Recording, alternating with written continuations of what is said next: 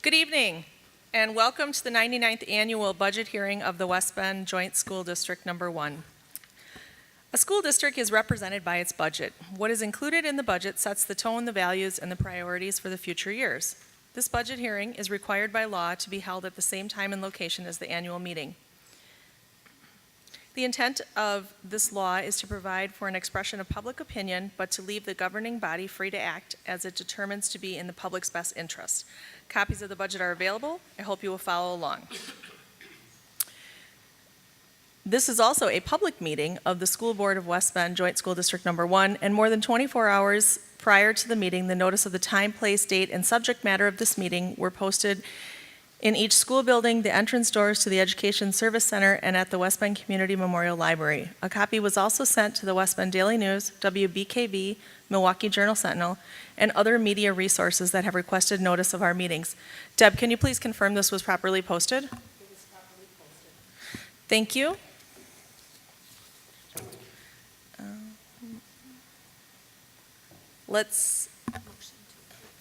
I'm looking for a motion to approve the agenda, pardon me. I move to approve the agenda. Second. All those in favor, please signify by saying aye. Aye. Opposed? Hearing none, we'll move on. Okay. I'd like to turn it over to our superintendent, Don Kierkegaard, to discuss the budget and some common questions. Good evening. My name is Don Kierkegaard. For those of you who don't know me, I'm the new superintendent of the West Bend School District. And this is my first annual meeting of the electorate, and so I am looking forward to it. And what I will tell you is that we tried to do everything the exact same as what we had last year.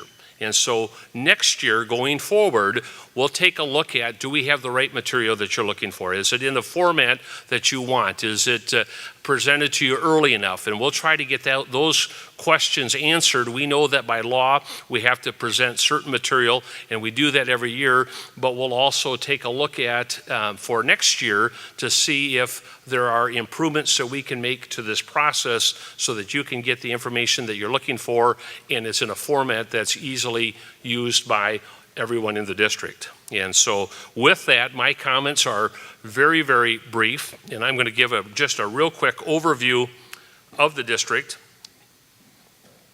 Getting close. So a district at a glance. Our district, the West Bend School District, there currently are 4K enrollment, 4K through 12th grade. We have 6,532 students. That's as of this morning.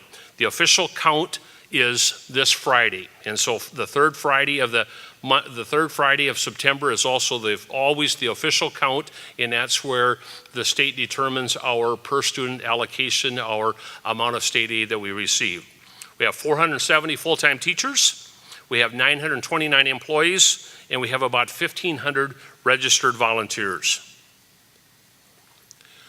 The district serves 9 different municipalities. We have 11 different facilities. There are 7 different 4K sites, and we have daily about 90 bus routes. And so when you look at our transportation cost, we truly have a significant investment providing transportation to our students, 90 daily, so about 45 in the morning, 45 in the afternoon.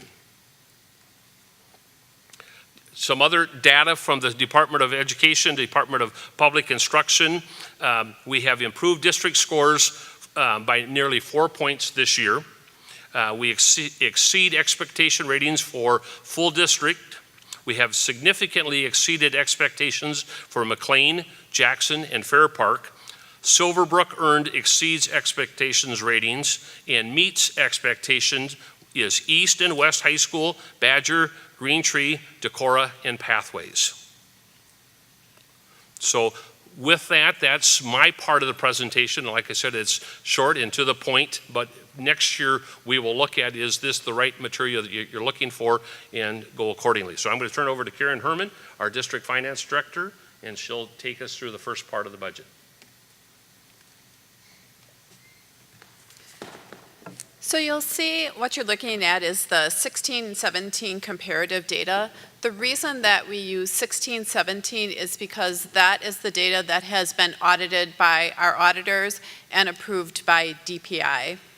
So when you're looking at this, you can see that West Bend had a per pupil cost of about $11,565 per student, and compared to the state average of $13,182 per student, we have about 12% less than the average.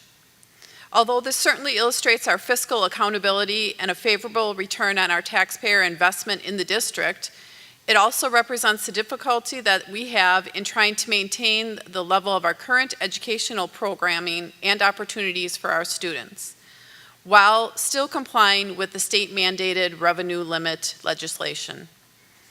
As you know, our district implemented a zero-based budgeting process in about 2012-2013, and this process was also used to develop our 2018-19 fiscal year budget. One of the biggest challenges citizens face when trying to understand the annual budget is the complexity of school funding. To help with this, the Wisconsin Legislative Fiscal Bureau explains the Wisconsin finance system in some of their informational papers. So we encourage you to look at their informational paper number 12, which is the Local Government Expenditure and Revenue Limits, and informational paper number 24, which is the State Aid to School Districts. Those may be helpful and can be found at the legislativewisconsin.gov website. The district is always working in 3 budget cycles, so 3 budget years. We're finalizing the past year, working in the current year, and developing the upcoming year's budget all at the same time. The budget development process is ongoing beginning in November, which is following the finalization of the current year budget in October. The budget that we're presenting to you this evening has been prepared with input from the school board, our staff, and our administrators. It represents a review of the district's total operation for both efficient and effective measures. It's also presented to you in conjunction with our mission of preparing all of our students for college readiness and career success. So at this time, I'd like to introduce our board member and treasurer, Chris Swigert, and he's going to comment on specific components of the district's projected 2018-19 budget.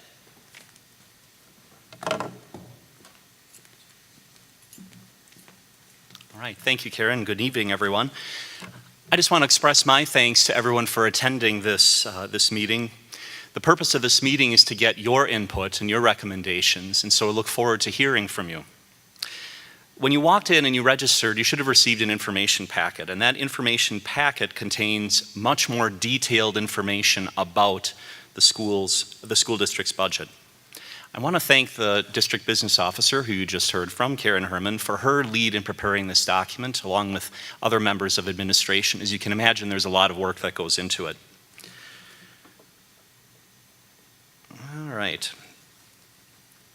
So there are 4 critical factors that have a major impact on the development of our annual budget, and this slide summarizes those. So first of all, typical with most schools, the majority of the expenses relate to salaries, and employee salaries and benefits represent approximately 70% of the district's operating budget. Now, this budget includes an overall increase in compensation that had been approved by the board.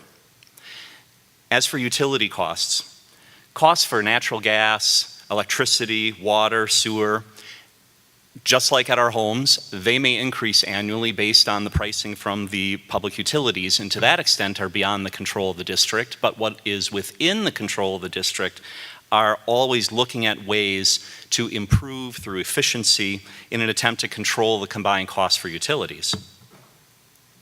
Student transportation. The district has a legal obligation to provide daily transportation for the students that live outside what are known as walk zones. And currently, we're projected to transport approximately 2,988 students to and from school each day to both public and private schools in our district. Now, the annual cost of transportation has increased, primarily due to increased fuel and increased insurance costs. Those really are the key drivers. We always continually review our routes to gain efficiencies wherever possible. Now, as for enrollment, the total number of students enrolling in the district is not known until our official enrollment count near the end of September. However, we need to put forward a budget, and so with most budgets, there's a projection. The initial projections that we used indicate reduced enrollment in the district. This is a critical factor in the budgeting process because state aid and the revenue limits are based on the actual enrollment counts over a 3-year period. So in short, the actual enrollment likely may differ from the projections that we've made. All right, let's talk about operating expenses for 2018 and 2019. The district's 2018-2019 budget is categorized into 12 distinct funds, and that's in accordance with the Department of Public Instruction's accounting guidelines. And of these, the primary operating funds of the district, which are the general fund and the special education fund, total approximately $76 million in expenditures. Now, of these two operating funds, the general fund is controlled by state-mandated revenue limits, which represents the majority of the operational costs of the district and receives the largest portion of the revenue received by the district. Revenue limits restrict how much money the district can raise through a tax levy for general fund purposes. All right. So this pie graph represents the sources of funding for the general fund. First of all, local sources. Local sources represent approximately 48% of revenues. The primary revenue source here is the local property tax levy. The tax levy for general fund amounts to $31,925,603. That's 45% of the total revenue for the general fund and uses up 83% of the district's total tax levy. Other sources of local revenue would include things like student fees, interest earned on district investments, and the like. Now, state sources. State sources represent approximately 49% of revenue, and state revenue sources include things like equalization aid, library aid, transportation aid, and certain state grants for specific instructional projects. Of these items, $30,714,903 is anticipated to be received in general equalization aid, and the remainder comes from other state sources. Then federal sources comprise 2% of the revenue, and those federal funds are received by the district for specific programs to improve instruction in math and reading, and also funding for at-risk students. All other revenue sources comprise a tiny fraction, approximately 1%. Miscellaneous revenue, including refund of prior year expenses, such as rebates or insurance reimbursements, and the reimbursement to Fund 10 for additional expenses to support community service would all be included in that particular 1% slice. All right, with regard to general fund expenditures. General fund expenditures consist of two primary operational functions. First, instructional costs. Those are classroom costs associated with the direct instruction between teachers and students, and then support services costs that support the classroom. This would include libraries, guidance counselors, and operations support, such as administrative, secretarial, and custodial services. Our primary mission of instructional programming, which would include special education, represents 56% of the general fund expenditure budget. Support services comprise 37% of the budget, and a third area, consisting of instructional service payments, account for the remaining 7% of the budget. Now, the primary cost in this last area, instructional service payments, is tuition for students that participate in school choice or attend classes at Moraine Park or the University of Wisconsin. All right, other district expenditure funds are detailed on this slide. I'd like to talk through some of them. The debt service fund. The debt service fund expenditures represent the amount of principal and interest that will be paid on the district's outstanding indebtedness. And that's the amount at the top, $4,986,049. The current referendum-approved debt is Fund 39. And in that fund, that's the debt the district has outstanding, which consists of the Badger, the Silverbrook, and the Green Tree projects. Our non-referendum debt, which would be Fund 38, consists of funds primarily related to renovations at McLean. Then the Capital Projects Fund 41. The Capital Projects Fund expenditures total $1,298,840. These are for the district's annual commitment to address projects on the district's long-term capital maintenance fund. This year, such projects include things like multiple roofing projects. Maybe some of you saw the equipment and the cranes over the summertime. Also, such as the tennis court reconstruction. A couple of examples. The Food Service Fund expenditures, that's Fund 50, that reflects costs associated with operating the daily lunch and breakfast programs in all of the district schools. That amounts to $2,332,933. The program is self-funded, so no local tax levy dollars, say that 5 times fast, are required to support the Food Service Fund. The program receives revenue from state and federal sources, as well as the payment of breakfast and lunch fees from participating students and adults.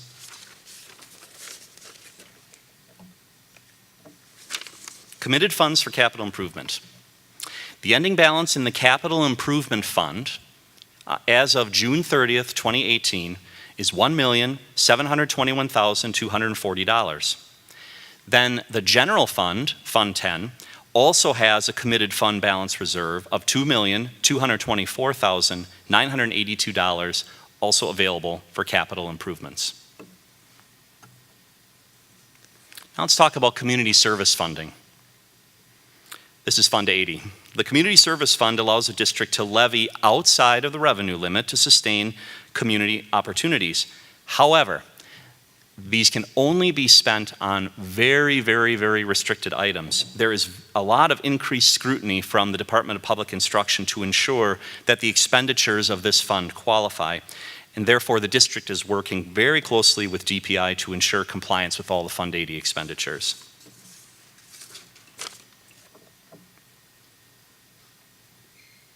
All right, so let's talk about Fund 73, the Post-Employment Trust. For long-range financial planning purposes, back in 2008, the district established the Other Post-Employment Benefit Trust Fund, also known as OPEB, OPEB, to account for the district's annual liability for employee post-employment health insurance benefits. In 2014, the district transitioned to a defined contribution plan to reduce the unfunded liability. That's something you hear about a lot in the news with regard to pension plans.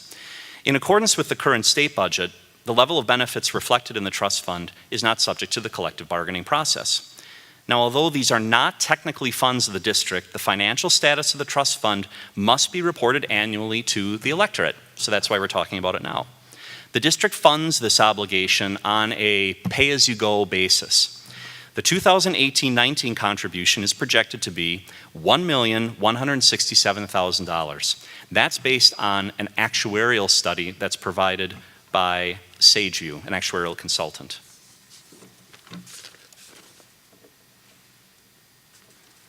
So on this slide are listed some future budget considerations for the West Bend School District, and I think these are actually common for a number of other school systems, and I won't go through these opportunities and challenges in great detail, but I wanted to just remind the group that financial concerns related to funding for our public schools will be ongoing into the foreseeable future. So I ask that you, our public, our strongest supporters, continue to stay informed, be an active participant in our budgeting process, and as questions arise throughout the year, please contact board members or contact the appropriate administrator on staff for correct and factual information regarding the impact of a particular issue related to the West Bend School District. School finance is a tricky business, and so again, please reach out with your questions.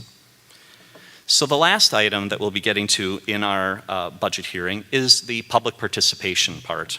And Mrs. Justman talked about this in the beginning, but per state statute 65.90, any resident or taxpayer of the governmental unit shall have an opportunity to be heard on the proposed budget at the budget hearing.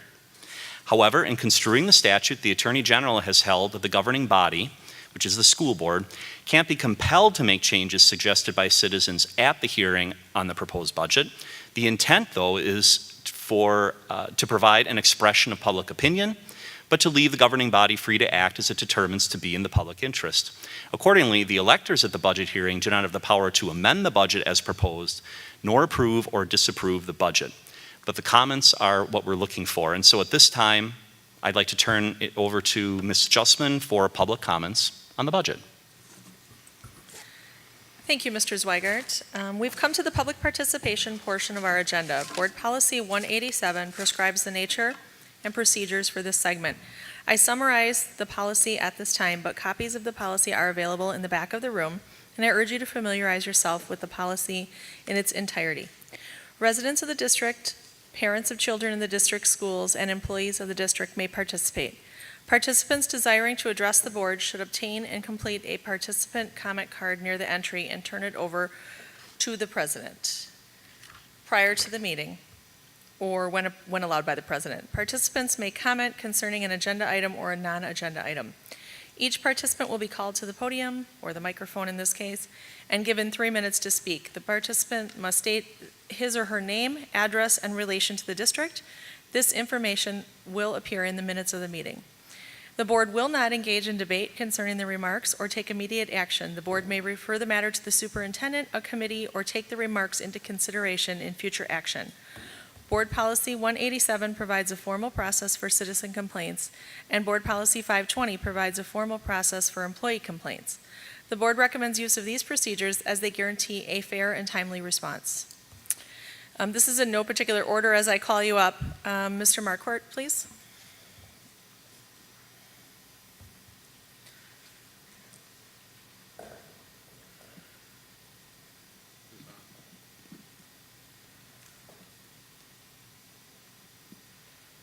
Is this on? There we go. I have a question regarding the increase in salaries and benefits. I don't know if it can be answered, but I would bring it to the attention of the superintendent and finance administrator.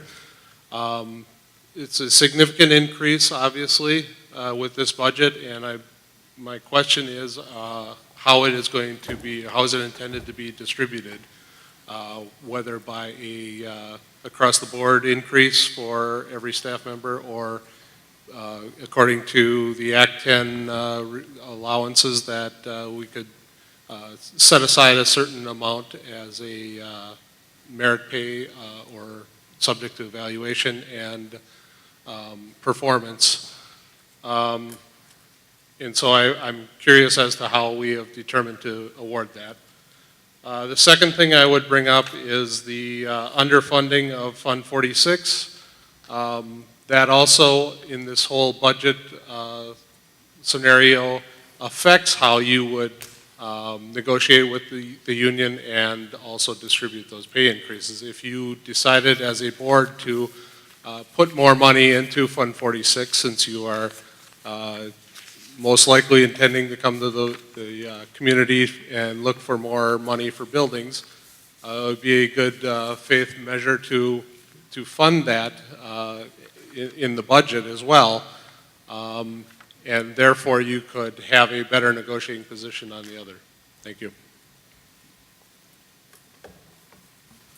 Thank you, Ms. Wagon. Mrs. Wagon.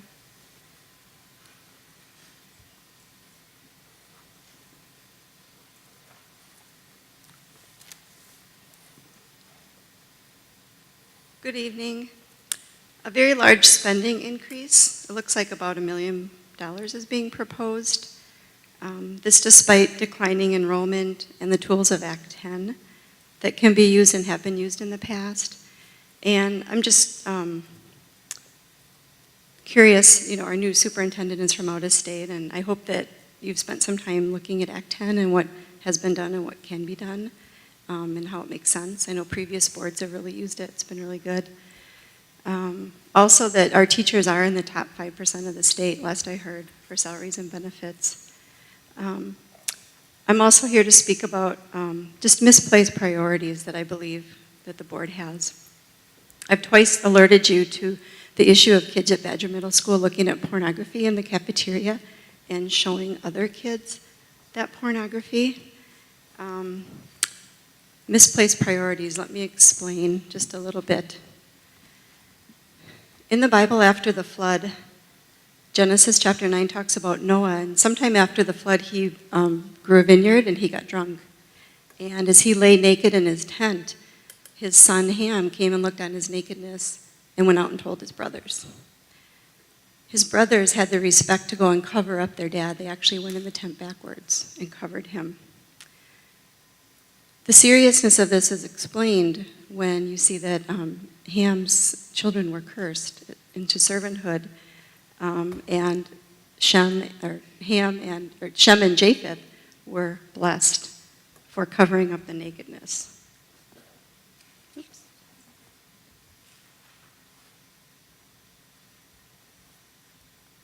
You on the West Bend School Board have an opportunity right now to not delay and cover the viewing of nakedness in our schools by our children. I am meeting with the superintendent, but as of now, there's no sense of urgency. Also, there's a bathroom here that is for girls and boys.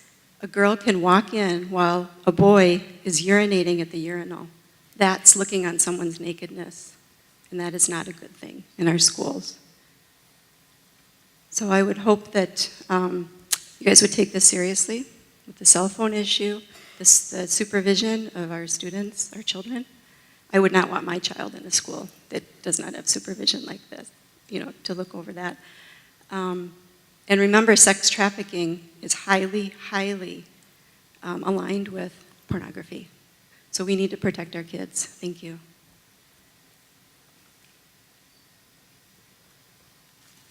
Those are the only two cards that I had received. If there was someone else out there who didn't have a chance to provide me with a yellow card, please feel free to come down now and have your opportunity to speak.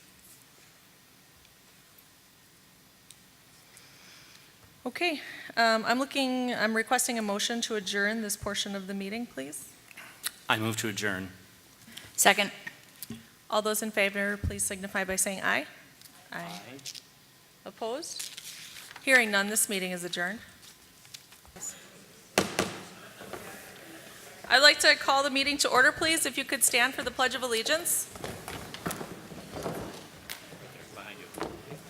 I pledge allegiance To the flag of the United States of America and to the republic for which it stands, one nation, under God, indivisible, with liberty and justice for all. I'd like to turn it over to Mr. Zweigart to discuss the ground rules of the meeting, please. Thank you, Mrs. Justman. In the packet that you received, there is a page titled Procedures for the Annual Meeting. And for the record, I will read the ground rules. The following procedures have been developed in order to provide an orderly process for conducting the business of the annual meeting of electors. First, non-resident and non-voting attendees should declare themselves at registration and sit in the designated non-resident, non-voting section. Members of the electorate should register prior to the start of the meeting and sit in the area reserved for members. Second, the business of the annual meeting and motions, resolutions is restricted to a narrow set of topics by Wisconsin Statute 120.10 and provided in public notice of the meeting. All discussion should pertain to the motions, resolutions offered in the public notice. Third, only those persons eligible to vote, members, are eligible to make a motion or to offer an amendment or a second to a motion or amendment or discuss a debatable motion that is pending before the electorate. Members who intend to speak to a motion or resolution should proceed to line up at the nearest microphone, wait to be recognized by the chair, state their name and official address before addressing the chair. Comments should pertain to the motion resolution and should not be about other persons. Fourth, persons eligible to vote must be a citizen of the United States, 18 years of age or older, and a resident of the district for at least 10 days before this meeting. Those requirements are per section 6.02 Wisconsin statutes. If a person is challenged as to his or her qualifications to vote, the chair shall state the qualifications for voting to the challenged person. If the challenge is not withdrawn, the chair shall administer an oath and affirmation to the challenged person. Fifth, Members will be allowed up to 2 minutes to comment on the motion or resolution. A member will not be afforded a second opportunity to comment until all members wishing to discuss the motion have had an initial opportunity to do so. The chair will make a best effort to afford everyone an equal opportunity. Sixth, every member wishing to discuss a motion should be afforded the opportunity to do so without interruption. Attendees at the meeting should not interrupt a person who is speaking. Seventh, once discussion of the motion is closed, the motion will be restated to the electorate and a vote of the members will be taken. Those members in favor of the motion will be asked to stand and be counted. After those members are seated, members against the motion will be asked to stand and be counted. If a division of the assembly is specifically requested and approved by a majority of the electorate, the chairperson will order that ballots be distributed to the electors and then collected and counted by tellers appointed by the chair. And that concludes the procedures for the annual meeting. At this time, I'm looking for a motion for chairperson for this annual meeting. I'd like to make a motion to nominate Tiffany Larson as chairperson for the annual meeting. I second that motion. Are there any other nominations? And second time, are there any other nominations? And final call, are there any other nominations? Since there are no further nominations and I see no objections, then the nominations are now closed. We have a motion, and a second to elect Tiffany Larson as the chairperson for tonight's meeting. All those in favor, please stand.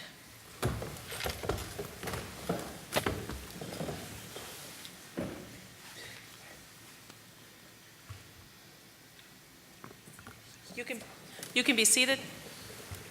Anyone opposed, please stand at this time. Motion passes.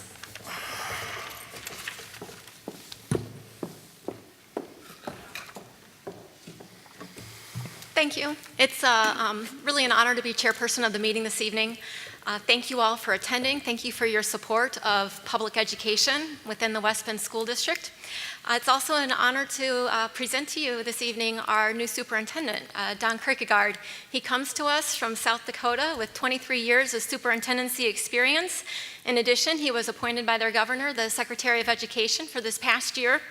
I think he's a wonderful addition to our district as well as to our community. So at this time, he's going to share with you some remarks and future looks for our district.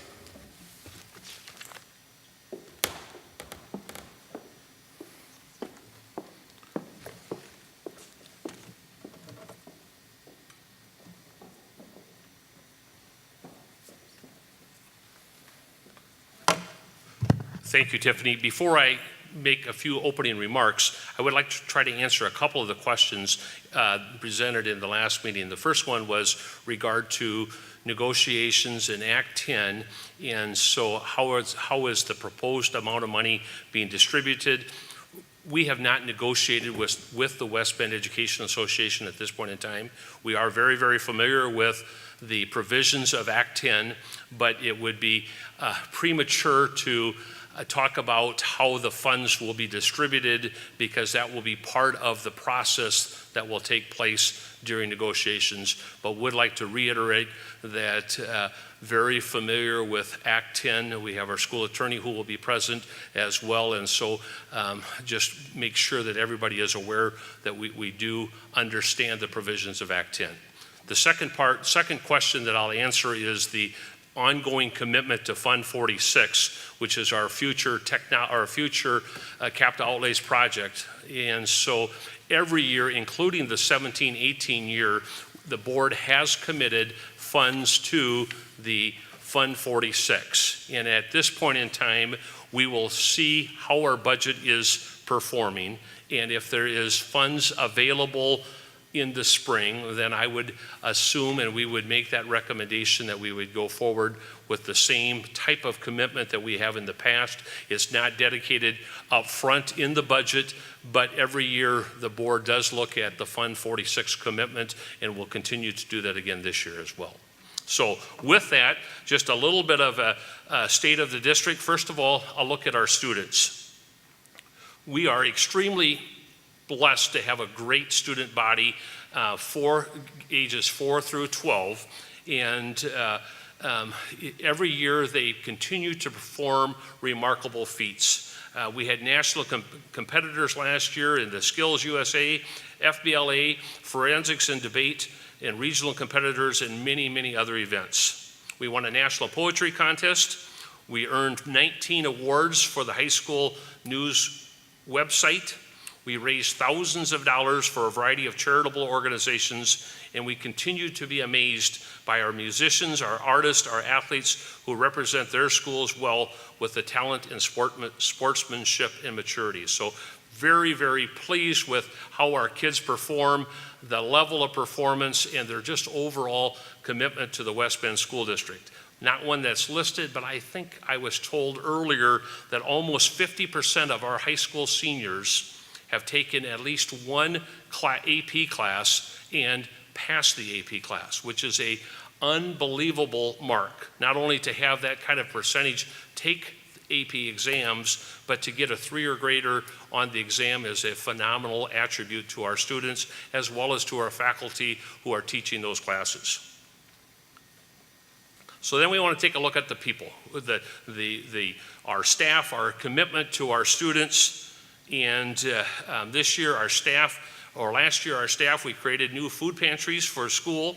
We have a Backpack Friday where we have an opportunity for kids to take home food for the weekend if we believe that they are in need of additional resources at home. We win awards such as the Project ADAM Karen Smith Award for dedication to bringing life-saving practices to schools, earned a safety grant from the state to further improve our facilities, make a video of all the veterans from our high school so students and others can appreciate their sacrifices, present at numerous conferences, including the International Conference with over 17,000 attendees. Our community, a growing number of West Bend School District Way community partners willing to nurture and reward good behavior of our students. Last year, over $720,000 was awarded to graduating seniors in the forms of grants and scholarships. Our Columns program is a group of dedicated individuals raising funds for scholarship and managing those scholarships. They donate time, equipment, and expertise for career and technical education programs, and they partner on projects such as Search, an amazing internship program. So what's our future look like? So for next year, what we're looking at is a couple different things. We're dedicated to a pursuit of closing the gap, the student performance gap. Those who perform at or above expectations and those who are not. And so that's always one of our challenges, and that will be an extremely high priority for the 2018-19 school year. A commitment to the safety of our students, staff, and visitors while in our facilities, which includes a 4th resource officer, as well as improvements to safety through our state grant. And so starting real soon, we will have a 4th resource officer in the district. Our budget is going to reflect an additional cost for additional resource officer, but we believe in the importance of safety in all of our schools, and as a result, we'll have a 4th resource officer, as well as applied for and received a grant from the state. And then we're trying to have increased technology for all students to effectively improve teaching and learning. We want to continue to attract the best and brightest staff and administrators. We want to continue the opportunities for all of our students to explore their interests and talents through a variety of academic programs, visual and performing arts, athletics, and co-curricular clubs. And we want to increase the opportunities for students to participate in CTE programs, internships, and apprenticeships. We truly have an amazing district.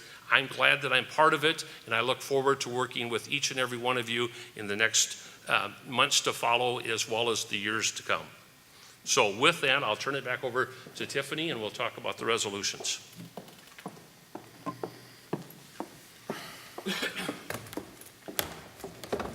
Thank you so much, Mr. Kierkegaard. And I also wanted just to say thank you to Deb Wrench as well as Tim Harder, who put a lot of behind-the-scenes work into our presentation this evening. So at this time, I will read resolution number 1. Be it resolved by the electors of West Bend Joint School District Number 1, West Bend, Wisconsin, that there be and hereby is levied on the taxable properties within the confines of the district taxes in the amount of $38,500,008, including $4,974,160 to be applied on the long-term debt obligations of the district, $1,480,245 to be applied to the Capital Projects Fund, $120,000 to be applied to the Community Services Fund, and the balance to be applied to the General Fund for the 2018-19 school year in accordance with the recommendation of the school board. So I would at this time take a motion to approve resolution number 1. I move approval of resolution number 1. Thank you, Mr. Zweigert. And then a second. Second. All right. At this time, if there's any discussions related to this resolution, feel free and approach the microphone. You will have 2 minutes to share your thoughts. And yeah, state your name and address. Randy Marquardt, 625 South Indiana Avenue, West Bend.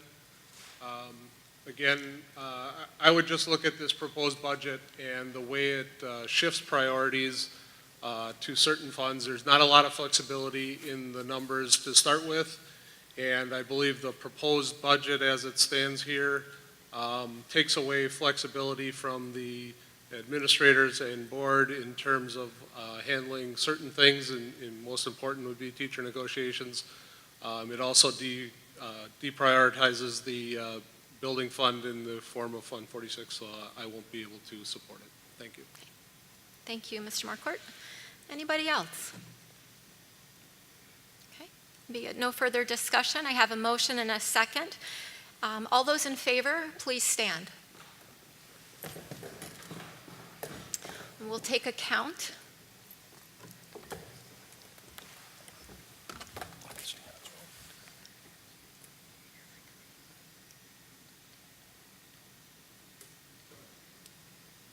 Okay. 26. Okay, 26. Please be seated. Any opposed to resolution number 1? We'll take another count. Looks like 4 of 5. Okay, thank you. Motion passes.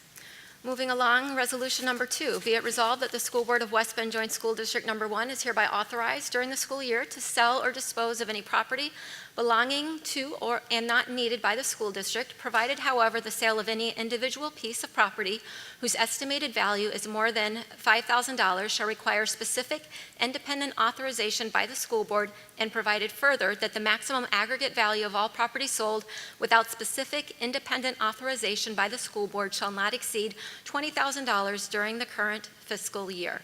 At this time, I would take a motion to approve resolution number 2.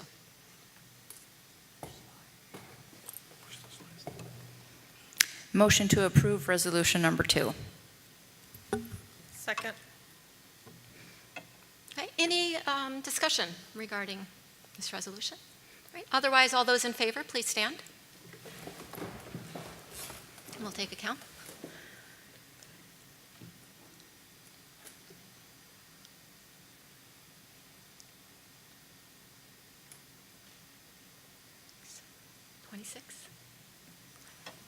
All right. Thank you. You may be seated. And any opposed, please stand. Excellent. The motion passes.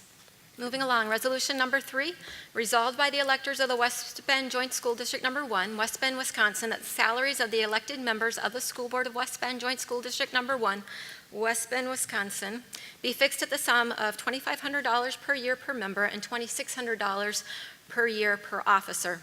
Be it further resolved by the electors of the West Bend Joint School District Number 1 that the board members be paid their actual and necessary expenses in traveling outside the school district in the performance of duties, including mileage at the rate established from time to time and by board policy, which rate shall not be greater than the maximum amount allowed by the Internal Revenue Service as a business deduction, and that when duties require school board members to be absent from regular employment, they may be reimbursed for actual loss of earnings in an amount per day as established from time to time by board policy.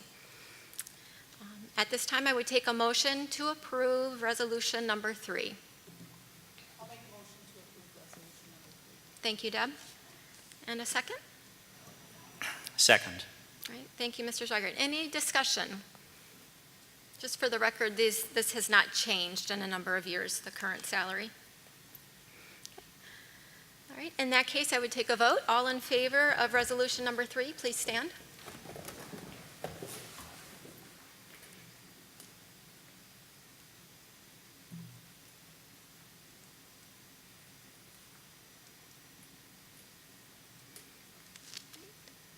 Thank you. 26. Have a seat. Any opposed? Please stand. All right. In that case, the motion passes. And finally, resolution number 4. We are returning to the fourth Monday of September. Be it resolved by the electors of the West Bend Joint School District Number 1, West Bend, Wisconsin, that the 2019-20 annual meeting date be set at 7 p.m. on September 23rd, 2019. May I have a motion, please? Motion to approve resolution number 4. Thank you, Tani. And a second? Second. Nancy, any questions, discussion about this meeting date? All right, in that case, all in favor, please stand. Get your exercise. Get a count. Excellent, thank you. You may be seated. Any opposed? Once again, thank you so much for your time this evening, for your participation, for your investment in the children of the West Bend School District. We appreciate your attendance this evening. I would at this time take a motion to adjourn. I move to adjourn. Second. Excellent. All in favor, for the last time, please stand. Thank you. You may be seated. Any opposed? Excellent. Have a wonderful evening. Thank you again.